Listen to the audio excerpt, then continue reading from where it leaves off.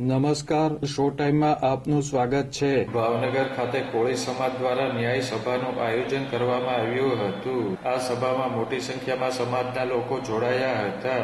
જ્યાં સુધી આપણને ન્યાય ન મળે નવનીત બાલદિયા ઉપર થયેલ હુમલા બાદ મુખ્ય આરોપીઓની ધરપકડ કરવામાં આવી છે। કોળી સમાજની લડત બાદ હુમલા કેસમાં નક્કર કાર્યવાહી થતા ભાવનગર ખાતે ન્યાય સભાનું આયોજન કરવામાં આવ્યું હતું। હું બોલાવું એમ નહીં, પણ આપણો સમાજ જ્યાં ન્યાયની લડત સામે બેઠો છે ને, ભલા માણસ કરીને દેખાડી દીધું છે।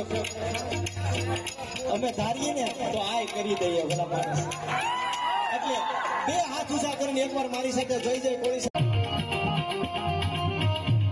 આ ન્યાય સભામાં સંતો તેમજ કોળી સમાજના આગેવાનો ઉપસ્થિત રહ્યા હતા અને સભાને સંબોધન કર્યું હતું। પણ એવા ગદ્દારોને એવા સ્ટેજ ઉપરથી કહેવા માંગુ છું કે જે સમાજનો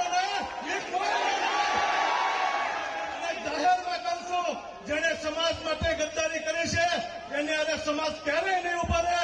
આજે તમને કહું, બધા ધારાસભ્યો, મંત્રી, એ બધાનો હું દિલથી આભાર માનું છું કે આજે શરૂઆતમાં નવનીતભાઈને ન્યાય દેવામાં એમનો પૂરેપૂરો સપોર્ટ રહ્યો છે અને કાયમ અમારા પર સપોર્ટ રહેશે। અને આપકો કહીને હું વિરમું છું, જય કોળી સમાજ।